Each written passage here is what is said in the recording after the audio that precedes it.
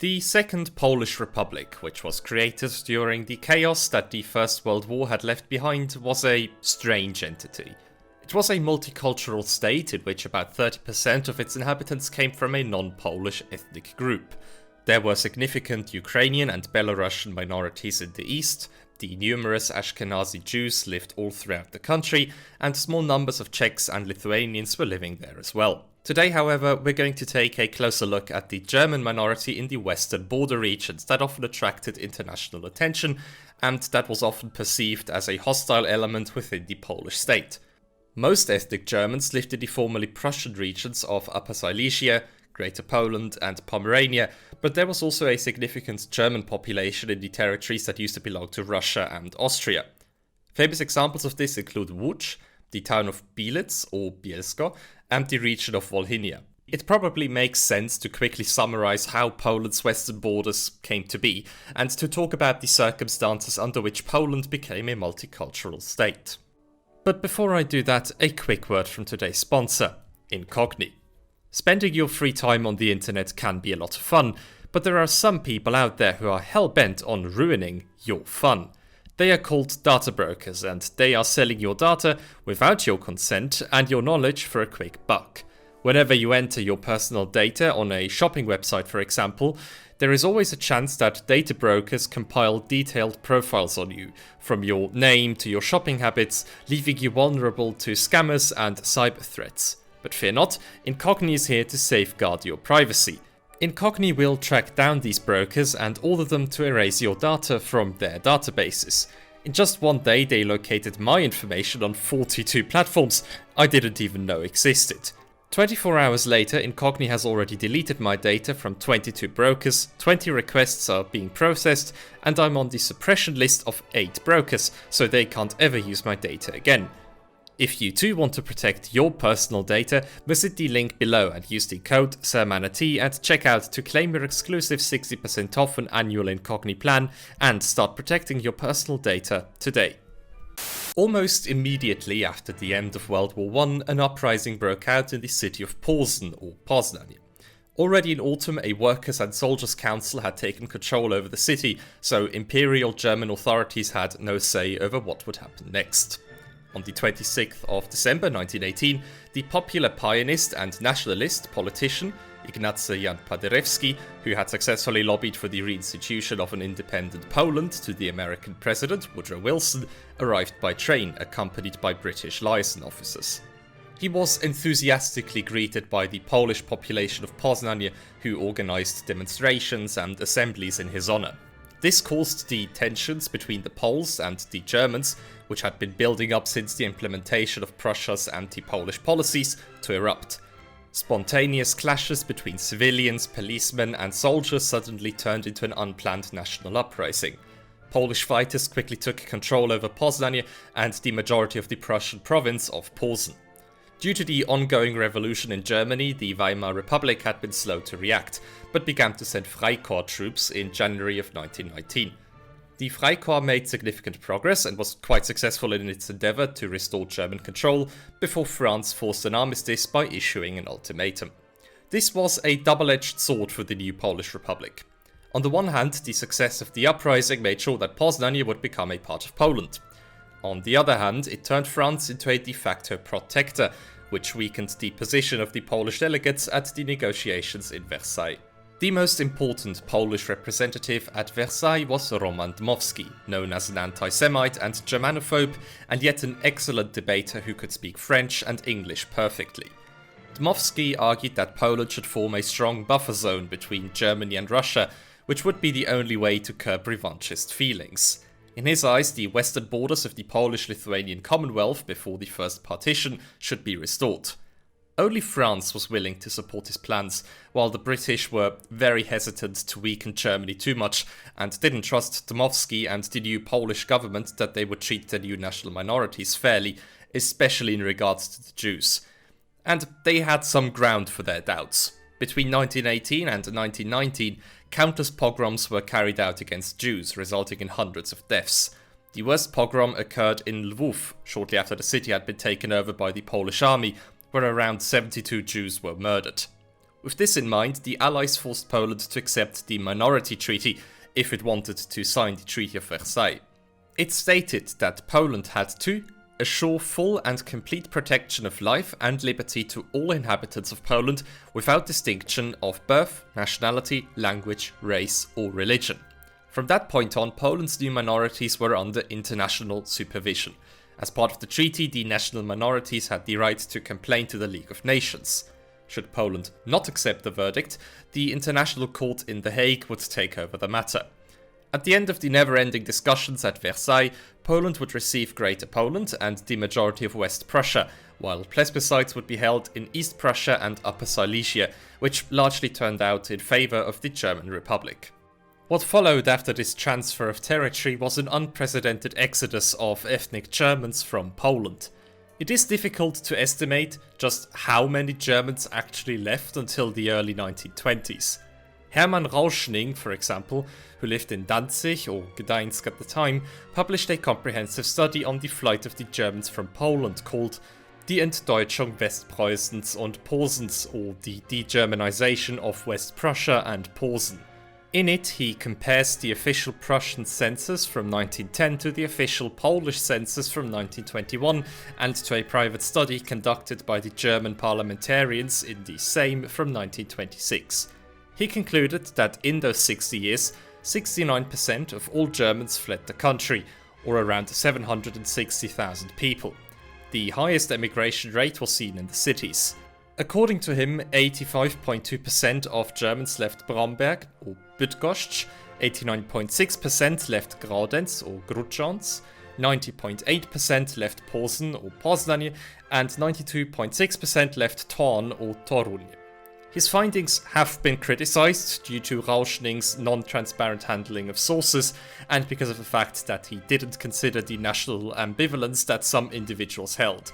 For example, one might consider himself German in 1910, but Polish in 1921. Whatever the actual numbers might have looked like, it's safe to say that it was a massive migration movement. But why exactly did so many Germans leave? The reasons for that decision were different from person to person, but some patterns can be recognized. Some people who harbored strong national feelings were not ready to accept their fate as a new minority inside of a foreign country, where the balance of power was suddenly in favor of the Poles. Others, who were employees of the state, civil servants or teachers, simply moved to Germany because that's where they could keep exercising their jobs. With the departure of the intelligentsia, many ordinary Germans decided to move out with them. Others feared popular violence or ethnic clashes as revenge for the Prussian anti-Polish policies, or that an institution similar to the Settlement Commission might kick them out. Many fled because they didn't speak a single word of Polish, and were thus at a severe disadvantage because 6 months after the Polish takeover, Polish officials stopped replying to submissions in German, and the post stopped delivering letters with German place names on them. Some left for economic reasons, because in the first few years of its existence, the Polish Republic was plagued by a hyperinflation and a shortage of goods. Furthermore, mostly agrarian Poland as a whole was simply not as wealthy as industrialized Germany, which was reason enough for many. Another thing that bothered a lot of people was the fact that Poland was at war with Soviet Russia, and that Russian troops at one point managed to push all the way to Pomerania. Some fled outright, either fearing that they would soon be under communist rule or escaping conscription into the Polish army, while many openly rooted for the Russian troops. After all, the enemy's enemy is your friend. After the Polish victory, retaliations against the Germans took place in many regions, which led to even more people fleeing. While the decision to leave was pretty much always made voluntarily and without government force, one has to consider that the Germans made that decision in an extremely hostile environment. There were numerous anti-German demonstrations, for example in Bydgoszcz, where around 6,000 people attacked German signs and businesses in February of 1921. In June of the same year, workers at a railway factory in Ostrów, forced the dismissal of their German co-workers and issued a public warning for all Germans to leave the town. Shortly after, an angry mob marauded through the town, beating up Germans and ransacking their business. In support of the mob, a rally was organized in Poznań where 20,000 people called for the expulsion of all Germans. And these are only a few examples, and in all of them the Polish state did very little to contain the ethnic violence. Still, a lot of Germans decided to stay and to become Polish citizens. The government's relation to them was anything but cordial, to say the least.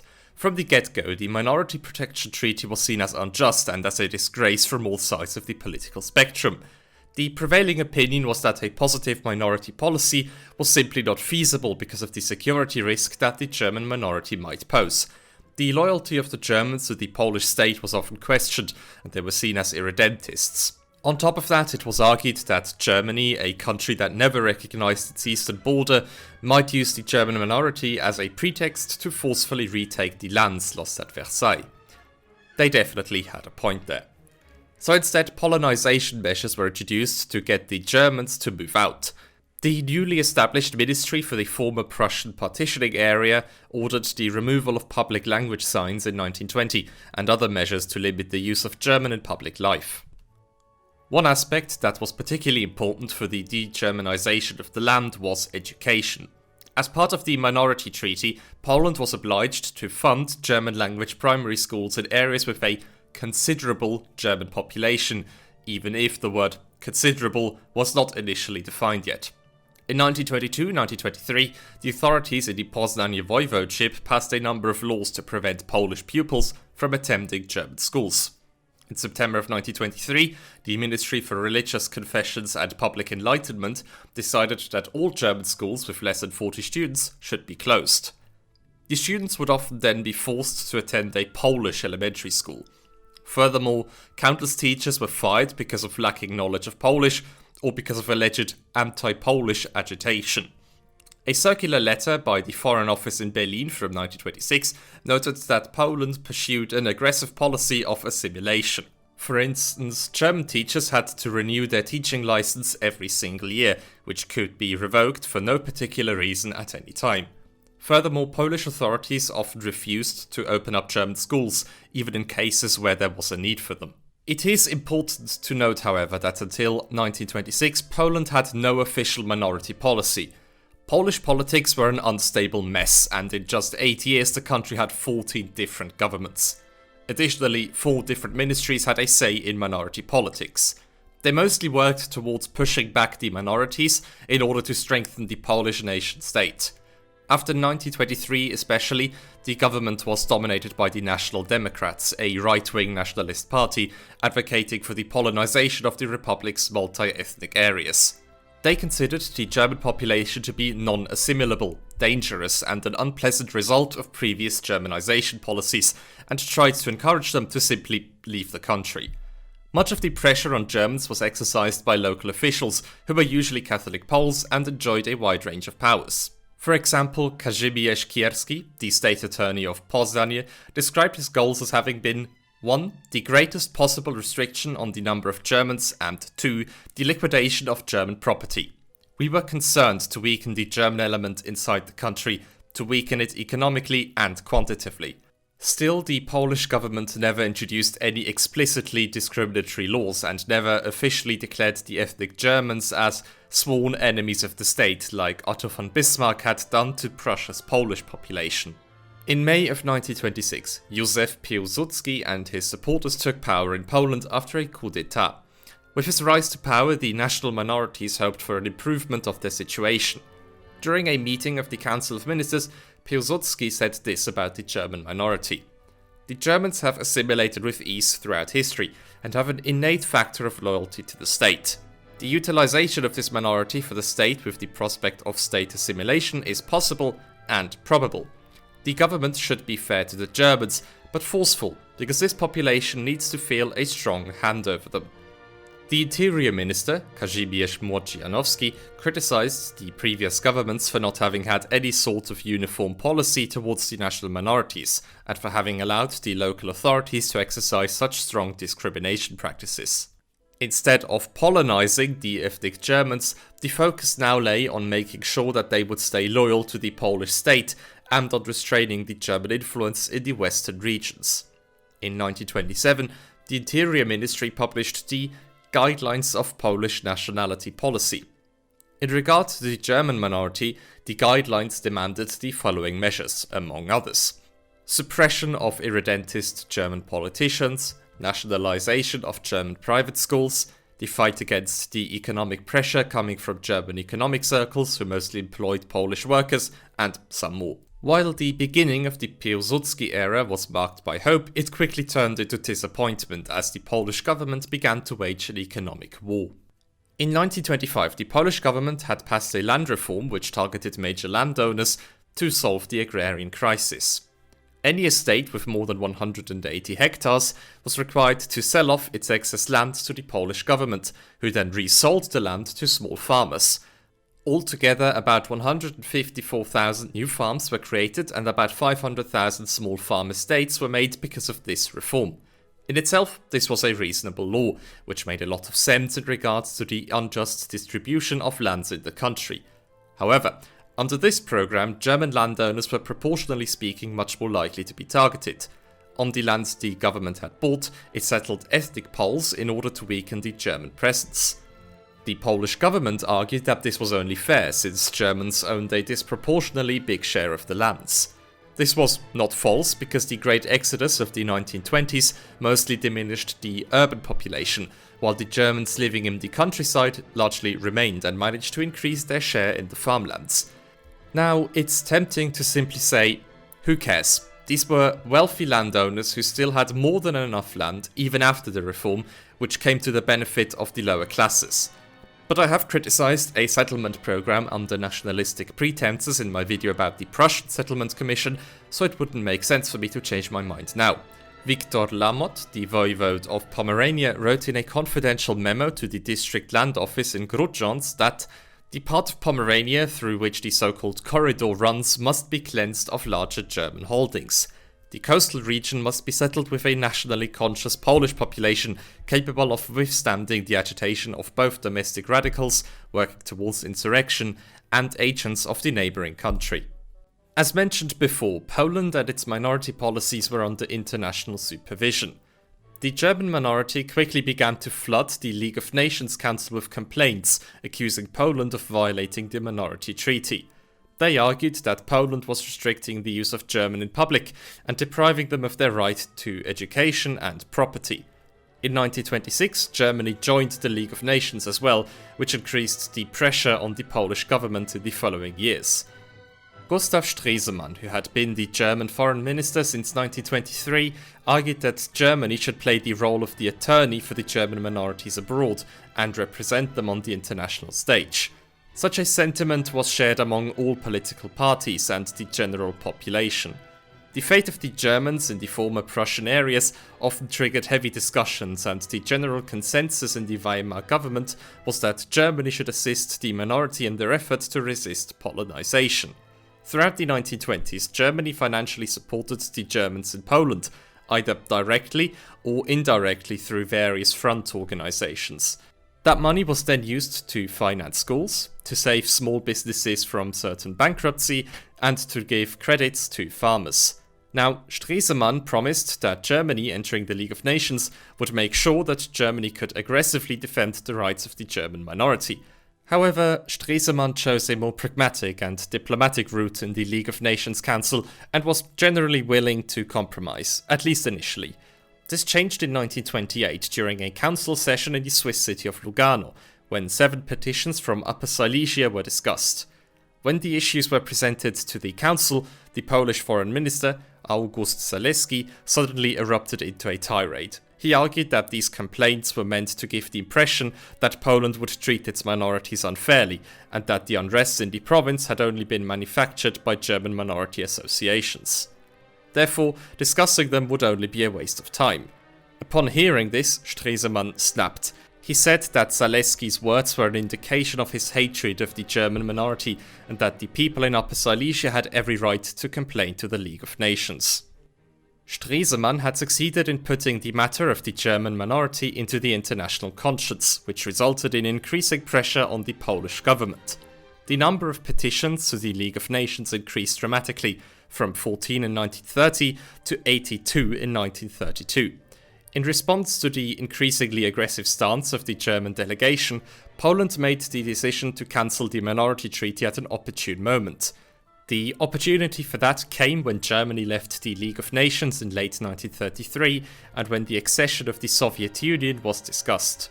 In September 1934, Polish Foreign Minister Józef Beck announced that Poland would no longer cooperate with the League of Nations in regards to their minority policy.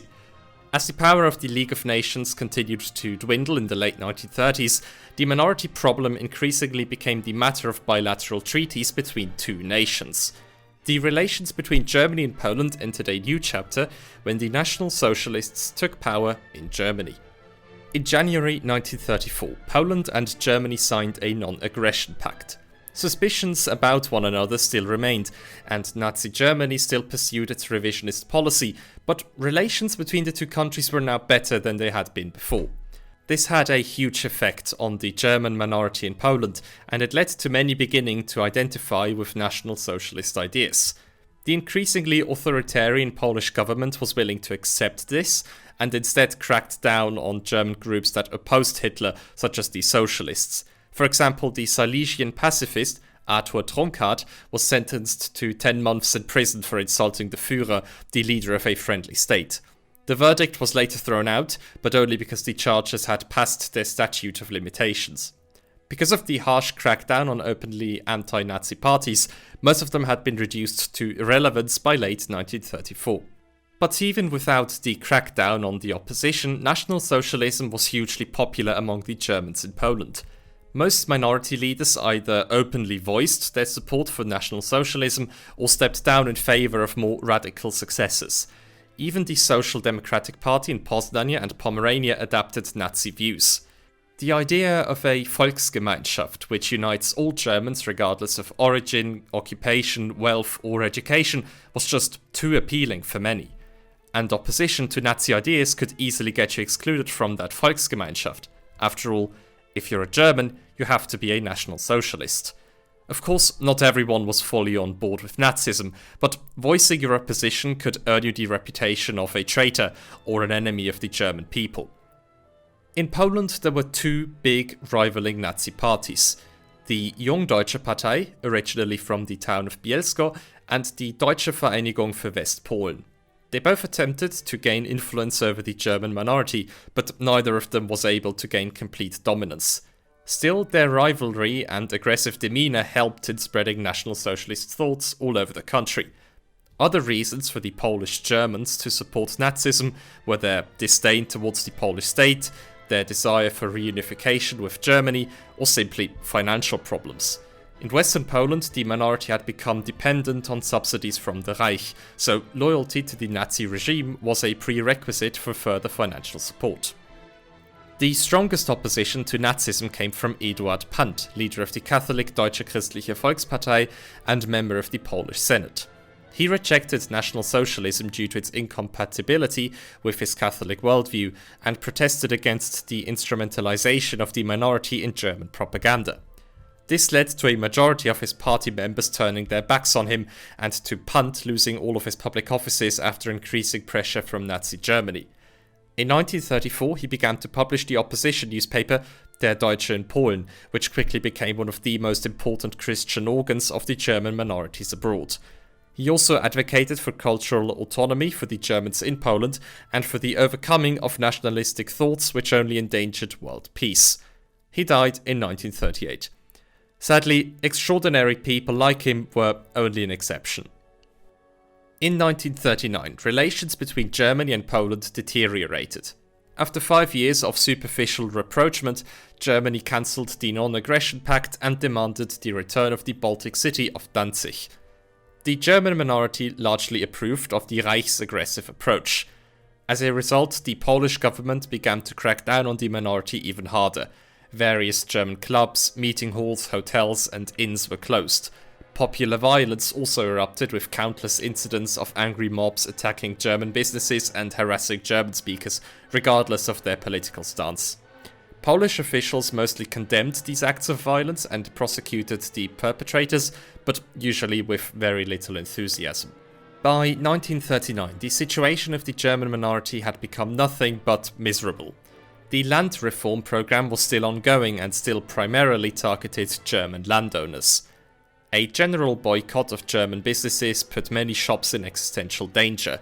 German workers were slowly being pushed out of their jobs and replaced by Polish workers. In Upper Silesia, half of all German industrial workers were unemployed and had trouble finding a new job because nobody would hire them. Most German children visited Polish language schools because the number of minority schools had rapidly decreased since the cancellation of the Minority Treaty. Faced with this situation, many Germans saw no choice but to leave the country, and it looked like an exodus comparable to the one in the 1920s might happen again. In August 1939, around 95,000 Germans, mostly men from Poland, were housed in refugee camps along the Polish border. During that fateful summer, it seemed like the German minority's days in Poland were essentially numbered, regardless of the German invasion in September.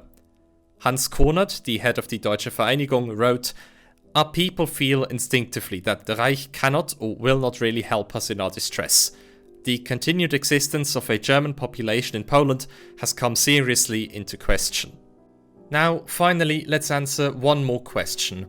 What role did the German minority play in the preparation of the invasion of Poland?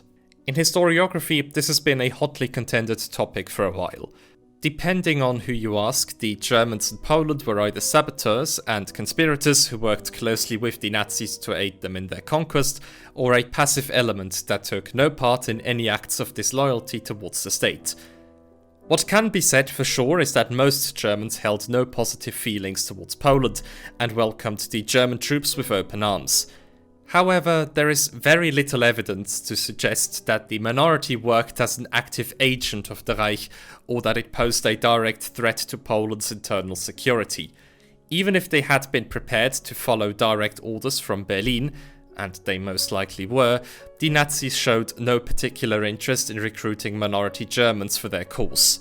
In October 1938, the Foreign Office warned that the use of ethnic Germans or even organizations in Western Poland is exceptionally dangerous for the entire existence of the Germans there. Shortly before the invasion, the Foreign Office argued that the arming of the minority was not advisable, for they could achieve little against well-armed troops and would be sacrificed to no end. With a few individual exceptions, Polish Germans did not engage in sabotage or espionage on behalf of the Reich on a larger scale. Let's look at some of these exceptions, because it is quite interesting. Despite the wishes of the central government, the Military Intelligence Service in Breslau set up militant combat groups in western Poland. The so-called Kampforganisation were tasked with preventing the destruction of the industrial areas in Upper Silesia and with small skirmishes against Polish troops and garrisons. The so-called Sabotageorganisationen's job was to, sabotage the most important railway tracks as well as vital infrastructure like electricity and waterworks. In July 1939, both organizations had a total of about 4,500 members in Upper Silesia and similarly as many in Poznań. The Sabotageorganisation was supplied with smuggled weapons, ammunition and explosives from Germany. These weapons were then hidden in private homes of the minority Germans. The Polish authorities managed to find some of these weapon caches and arrested a number of potential insurgents. Still, the Military Intelligence Service did quite a competent job at keeping its operation a secret.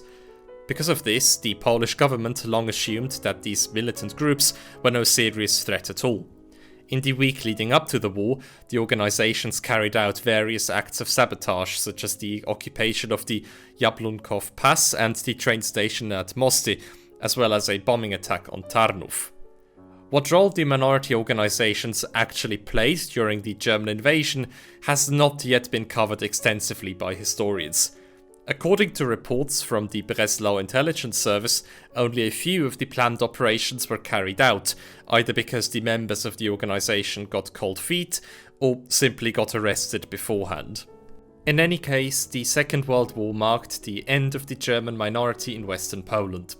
For a few years, the Germans once again became the dominant group, while their Polish neighbours suffered tremendously under the vile Nazi occupation.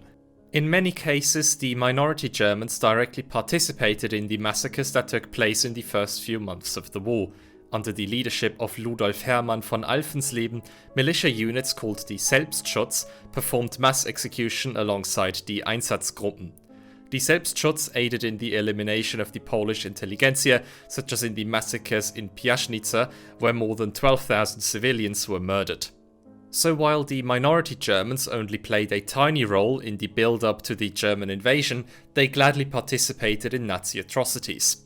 After the end of the war, Poland sought to end the problems caused by the German minority once and for all and expelled almost all of the remaining Germans east of the Oder and Neisse rivers.